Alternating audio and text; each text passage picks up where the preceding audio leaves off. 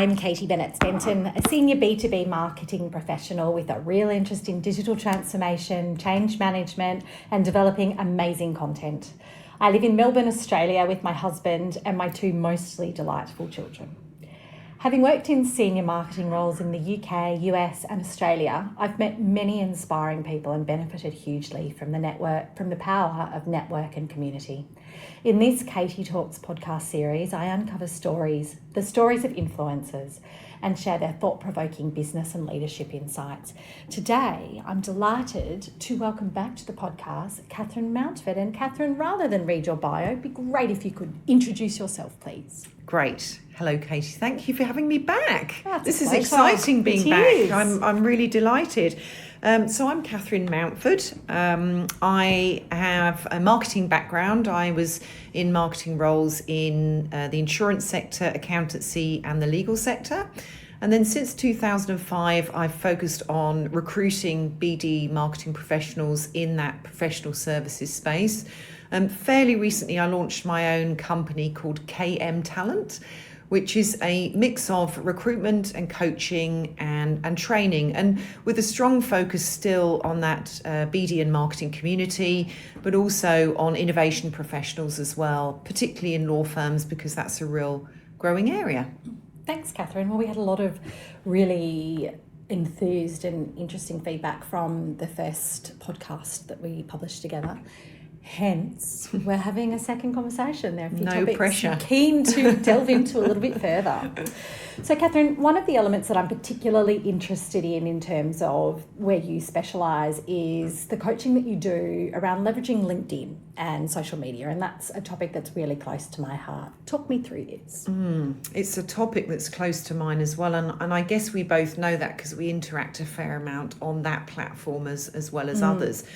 Look, if we think about this in the context of what I do, which is help people develop in their careers, be it through recruiting them or coaching them or training them, LinkedIn plays quite a key role in that in terms of career development and job seeking. And I also use LinkedIn a lot and have done for years for my own business development, for my own engagement. Yes. And a lot of my candidates that I talk to who work in the marketing space, I'm also talking to them about how they could use LinkedIn as a platform to help their firms and their partners, directors, senior stakeholders use it for their own personal brand. So I suppose I've got a number of different angles that I attach to LinkedIn.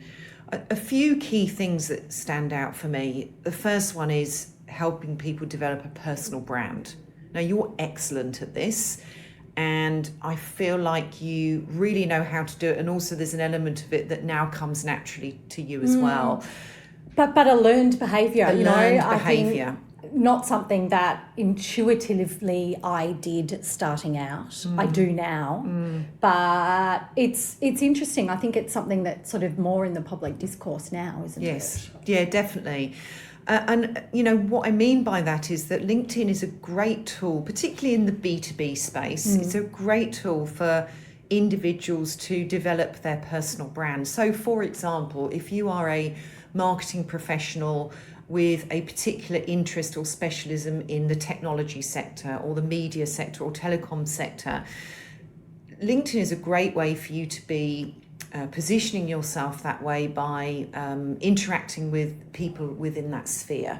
So positioning yourself by sharing content around that topic, by commenting on other people's content, by giving your own view, by aligning yourself with people who you think are in the same space as you.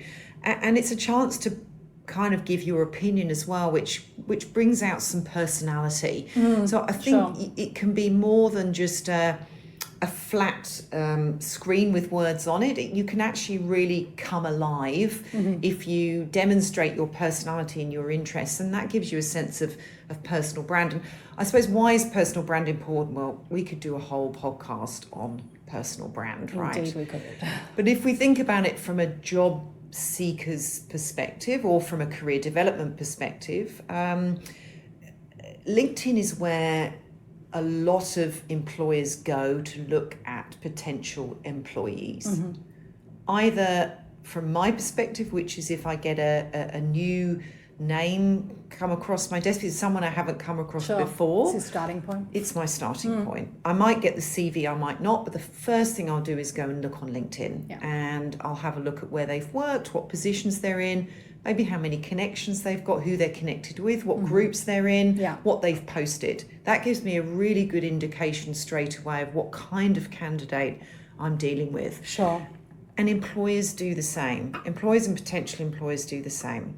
So if you're not on LinkedIn, well, everybody really should be, particularly in the marketing world.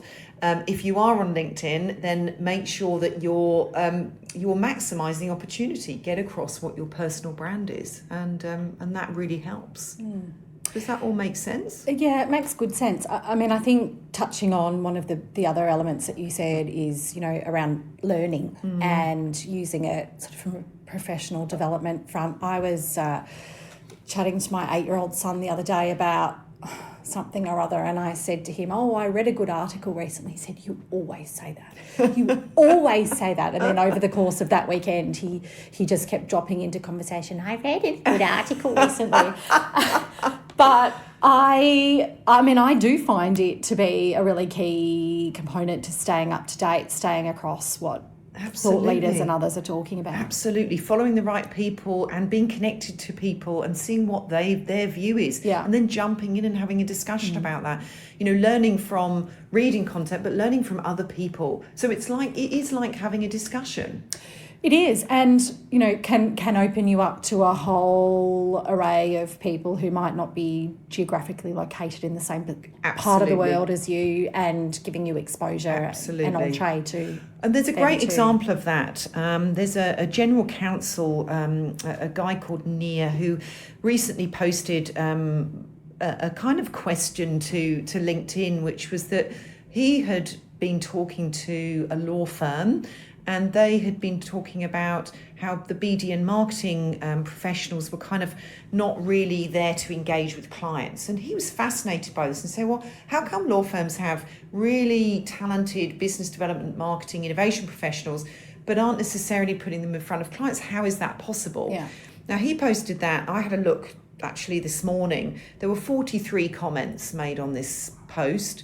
There was comments from the UK, Australia, the US, Spain, New Zealand, people from all different angles of law firm life giving their opinions, sparking other people to make comments or to maybe disagree. Okay. And it was fascinating. And I got to see a few people globally who I'd not heard of before, who are doing some brilliant stuff in the community. So you're absolutely right, that global reach is huge. Yeah.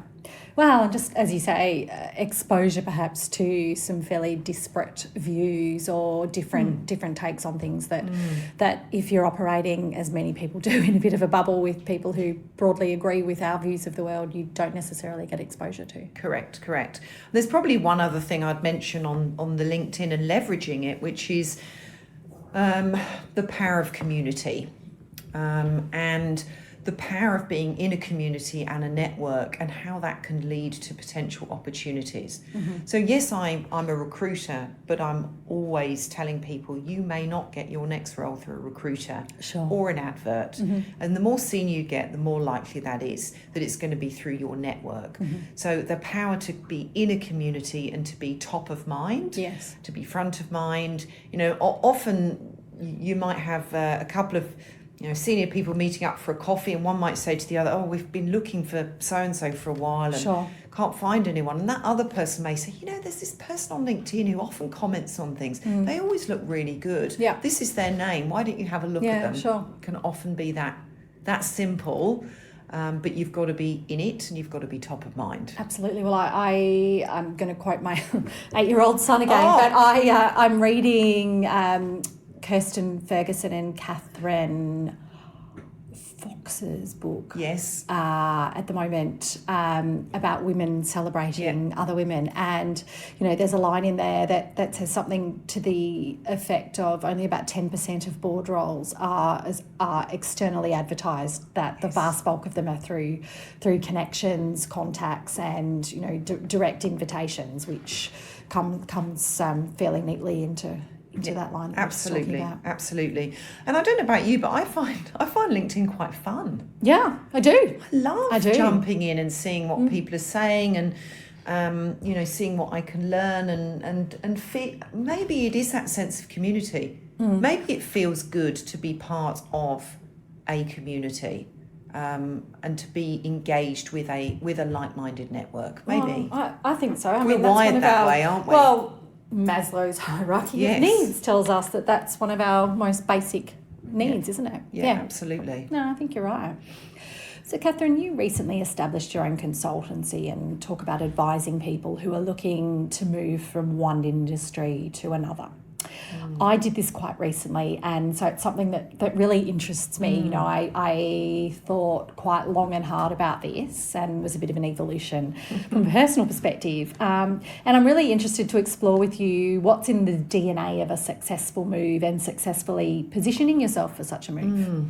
Yeah, it's a really interesting one, and I've been having lots of conversations with coaching clients on this recently. I had to think about this, and I think there's probably 5 or 6 key things. I mean, there's a ton in it. The first one is probably courage. The old, the Brené Brown, make yourself vulnerable, have courage.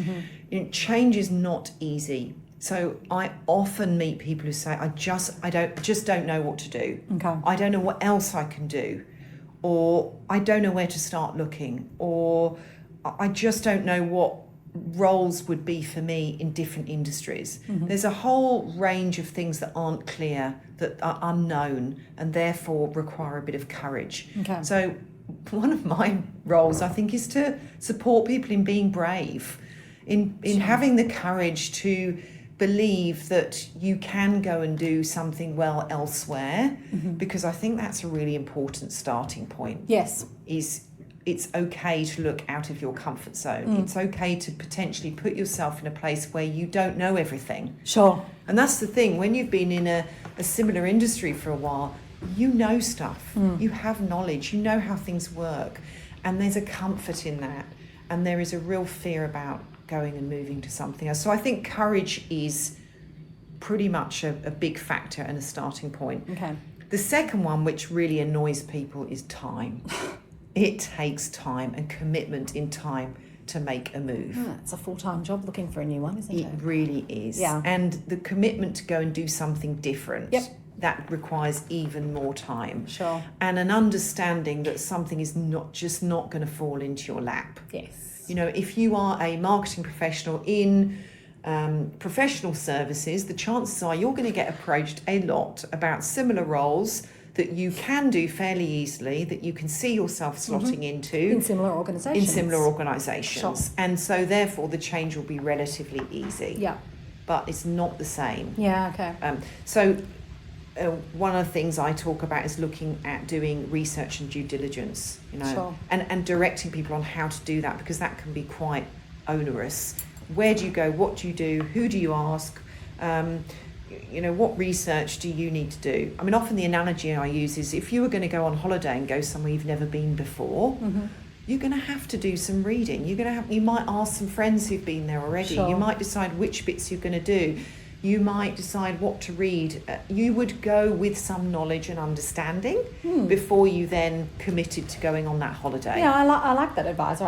I like that advice. TripAdvisor plays a key role for me in in such pursuits. So it's no different to making what is probably, arguably, way more fundamental than going on a holiday. Yeah, indeed. But often it can seem like time and research that people don't feel they want to dedicate to that. So that's my second one, is time. So courage and time. I'd say the third one is probably going back to what we talked about with LinkedIn, which is the power of networks. So I alluded to that already, which is you utilise your networks. Go and ask people what it's like in other industries. If there are a few industries that you like the look of, find people who you know, or ask people if they know somebody who they know. Yeah. There's a wonderful book. It's kind of old school and it's kind of simple, but What Colour is My Parachute? But it's hugely appropriate in that it talks about I suppose courage again, having the courage to just ask somebody Sure. to go for a coffee, Yeah. to give you advice. People love helping. They do. They love it. And I have found, I mean, you can probably hear I'm not from Australia. I found Australians are particularly enthusiastic and really? generous in helping with their time. They love to help. Oh, Yeah, okay. absolutely. That's interesting. Yeah, so, you know, the one of the premises of the book, What Colour is My Parachute, is about just ask people, sit down with people, buy them a coffee and ask them what it's really like, and just taking that information and see how that feels. Yeah. So I think that networking and utilising network is probably the third thing. But the fourth thing is applicable to any job seeker, but so important, which is around the skills of writing a CV and interviewing. Yeah. And something linked with that is being able to evidence what you've achieved and what you've done from a key achievement perspective. Now, anyone listening to this who's been a candidate of mine will probably be rolling their eyes and groaning, because everybody gets key achievement homework from me, which is how do you articulate what you've done from an achievement perspective, because that will help the next employer understand what you can do for them. The value you've added to the business. The value you've added. Yeah. If you are let's take an example, a business development professional in a law firm, and a lot of what you've done is around pitches and directory submissions and award submissions. Yes. Talking to a different industry about that probably doesn't give them much of a sense of what that actually means. But if you can quantify it and say, I helped the firm win they got their first award in this, or we got an increase in the amount of coverage we got in a particular directory submission, or I helped bring in X amount of revenue by driving new pitches. Well, and that would be the Holy Grail, wouldn't it? The impact on the bottom line. Correct. Yeah. Those are the things that will help another industry really understand your value. Yeah. So I suppose those for me are the key things. There's loads of other things around, getting the right language for the new industry. Sure. But that's bespoke. It depends on what industry you're talking to. Yeah. But I'd say courage, time, utilising your networks, and having job seeker skills are probably the four key things that I would suggest are really important for a switch to a new industry. This is very interesting. It's not easy. No. It's a bit scary. How did you find it? I've put you on the spot. Yeah, I'm wondering how to articulate that. Look, I'd spent about 20 years in professional services marketing, with about 18 months with a .com startup and setting up a business selling gourmet baby food.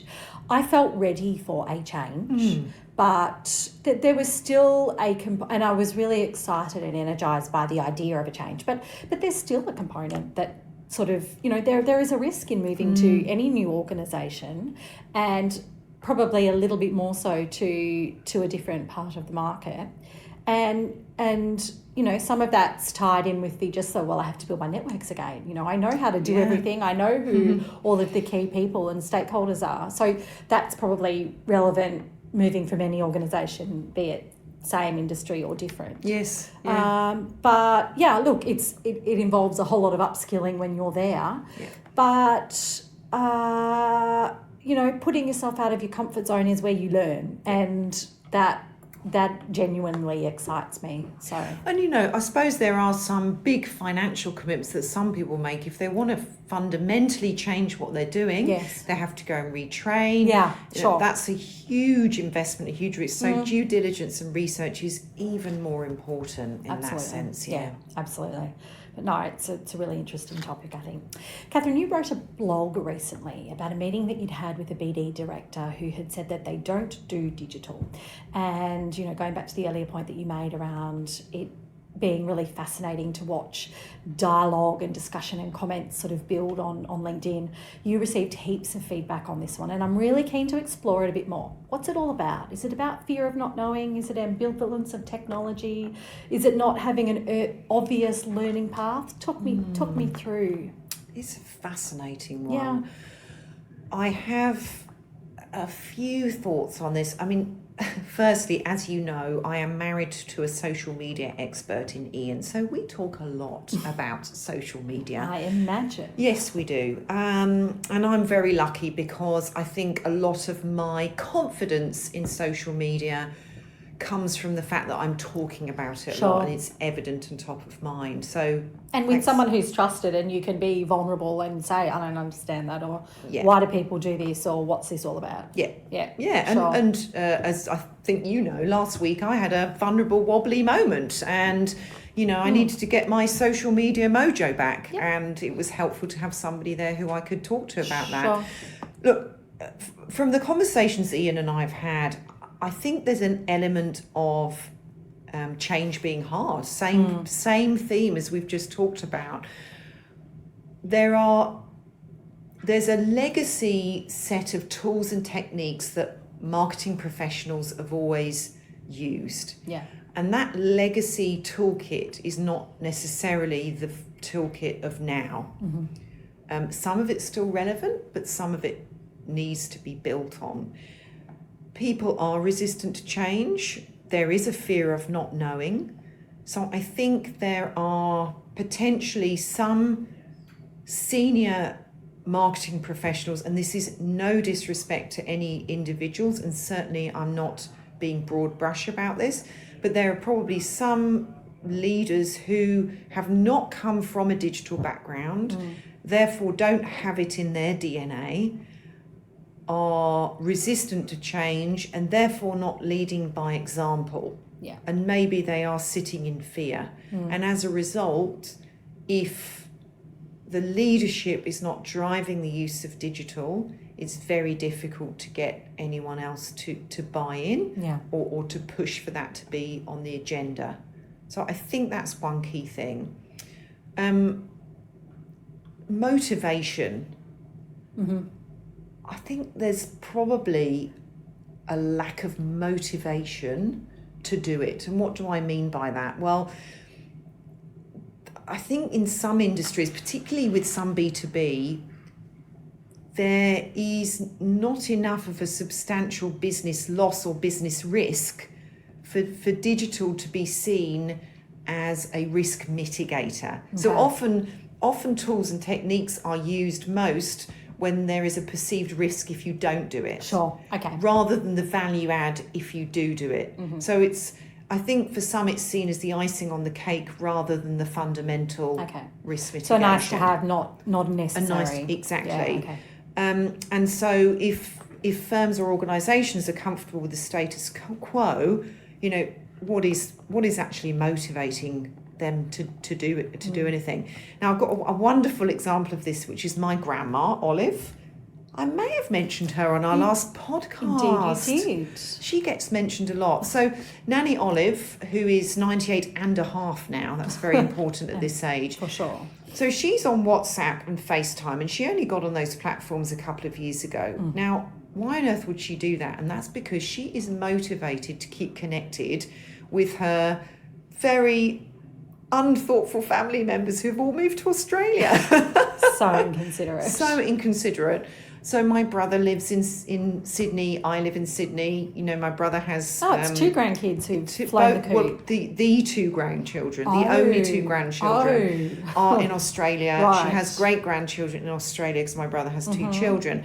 But she is motivated to keep connected and to see us and to keep laughing with us and to keep, connected.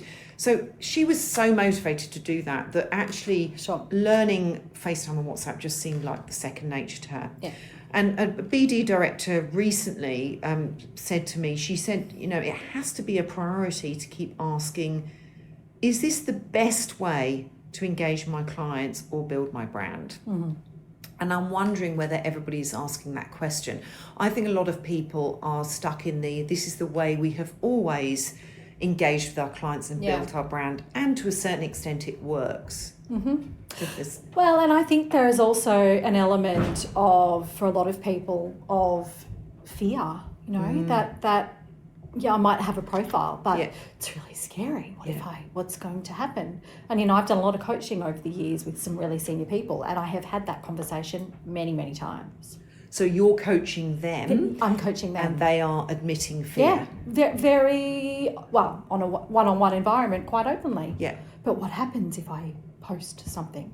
That's a really good point, and that links to something. One of the reactions on my post was from Richard W. Smith. Okay. He gets a mention. Hi, Richard. He'll enjoy that. And his comment was that some firms require BD and marketing to get permission from several people before they can post a comment about 2 hours after the conversation has moved on. I used to work for an organisation many moons ago where junior people had to get express written permission from their supervising partner before they could post anything on LinkedIn. And that is going to certainly have an impact on the ability for people to jump in, make a real-time comment. It is, and I think even more intrinsically than that, it sends a pretty firm message about the ethos of the leaders of the organisation. And a lack of trust. Yes. Lack of trust in the opinions or the ability for those others to communicate, which means they probably won't. Well, it's not so much being encouraged, you might say. Yeah. So I think there's a lot, and as I said, this is not pointing the finger or being critical of any individual. We all really fear change. I suppose if you look at the legal sector, which is the one that I focus on the most, where it is all about risk mitigation. Sure. The perception of fear of something being up there all the time. And the media do a lot of scaremongering around social media. Yeah, they do. And we hear a lot about the negatives, but from a business perspective, the positives are so great. I could not agree more. Yeah. That post did get a lot of responses, and it was very interesting. It's obviously quite a hot topic. I was really interested to read some of those disparate views. But I suppose what we only got is a snapshot of the people who are engaging on LinkedIn. Yeah, okay, good point. So, not the people who don't do digital. Well, if they're not on there, you're right. I haven't actually thought about that, and I feel like I should have, Catherine. Catherine, I'd like to explore a couple of questions around having a balanced life, and referring to another blog that I read of yours recently about downtime being uptime. And I'd like to understand a little bit more about this.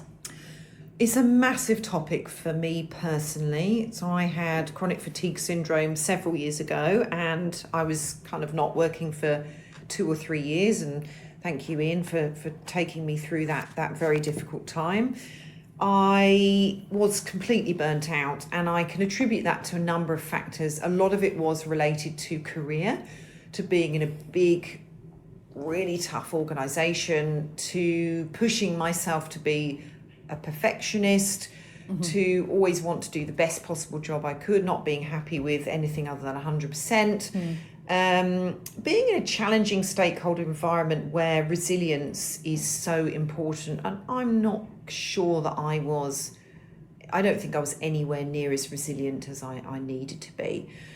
And I am regularly meeting with clients and candidates, and I will often sit opposite somebody who is telling me that they are feeling burnt out, they are feeling exhausted, and they are feeling like they're fatigued. So, I mention my journey regularly, really to show some empathy and to tell people that it's okay to talk about it. The professional services world, there's so much. I saw something else this morning about, burnout, mental health. Yes. People are talking about it more and more. They are. And there has been some serious press coverage around mental health issues in firms where the billable time is still prevalent. So I have developed over the years. Look, I'm 46. I'm still learning, but I'm much wiser than I was when I got chronic fatigue. Sure. And I now have a sort of self-care toolkit that I dip into. So I've got a series of things that I know. If I'm not feeling 100%, if I'm stressed, if I'm working too hard, I can dip into my toolkit. That's personal to me. What's in your toolkit? It involves things like yoga. It's a big thing. Meditation, having a chai latte, having a catch up with a girlfriend.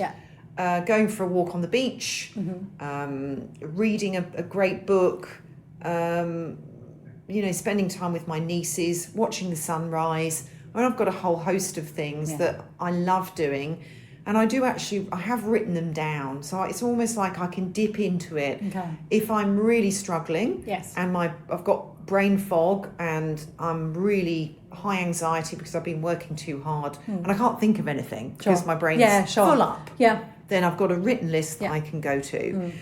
Resilience is so important, and I've been talking with a couple of my contacts quite recently about going to be running a series of training workshops for marketing and BD professionals, and I'm getting facilitators in to run those, and one of the key topics is going to be around resilience and the other one around EQ, which again plays a big part in having a balance in life. Yes. I suppose there are some fundamentals around have rules and be strong with yourself around what hours you work, and there's basics around that. Who's looking out for you? Who's your buddy? Who's keeping you accountable? Is it the person you live with at home? Is it a friend that can say to you, what hours have you worked this week? You asked me to keep you in check. That's really important, and I certainly have that in my life. Some signs to look out for, if anyone's listening to this and thinking, I often feel lack of concentration is a big one, because that means there's a lot going on in your brain and you can't focus on the here and now. Overwhelm, the need for stimulants, be that coffee, sugar, that feeling of always needing something to perk you up, potentially mood swings. But it's a work in progress for life. It never stops for me. I agree with you, and this is something you and I have talked about a little bit previously. But I had a virus a few years ago that was pretty similar to chronic fatigue, and basically spent 3 months in bed. Got into the office for about 5 hours once a week, and I found that to be incredibly confronting, because prior to that I'd considered myself, naively in retrospect, to be incredibly bulletproof. I could get up and go for a run in the morning, and I could stay up late at night, and I managed to do that for many years, whilst having a couple of little people and demanding roles and a very full social life. And I've dramatically changed the way that I run my life. I am lights out by 10:30 at least every night during the week, and sometimes it's earlier, but getting up a whole lot more regularly at 6 or a little bit earlier, and fitting in a run, yoga, walking the dog, and a bunch of those things along those lines, and also gardening has become a great passion, and I think a large part of that is just that it's solitary, and it's slowing down, and it's touching nature, it's connecting with the earth, and just being very slow and restoring my energy levels. And fantastic. I'm a real extrovert, and I didn't used to think that I needed that, but it's become quite critical. Well, I'm a real extrovert, but actually as I get older, I'm getting closer to the introvert. If you look at Myers-Briggs, for example, I was always a 9E and off the scale, but I'm moving towards the midline. I think that's as a result of perhaps focusing on some of the elements that I really need for myself. Sure. Yeah. It's interesting evolution, isn't it? Catherine, this has been a really interesting conversation. I'm really grateful for your time today. Lovely to connect with you. As always. Sure we will get a lot of good feedback, as we did our first podcast. Oh, well, I hope it's been interesting. It's a pleasure, and thank you very much, because it's so lovely to have an opportunity to talk to somebody like you and share insights. And you've had some amazing people on the podcast. So I'm just honoured to be part of that. Thank you. Well, I'm very kind words, thank you, and some good ones coming up as well. Thank you for listening to the Katie Talks podcast with me, Katie Bennett-Stenton. If you enjoyed this episode, please review me on iTunes to help others find this fabulous content. I've got some great thought leaders coming up in the series. Subscribe so you don't miss a single episode. I love feedback from listeners. You can find me at Katie B Marketing on Twitter or Katie Bennett-Stenton on LinkedIn.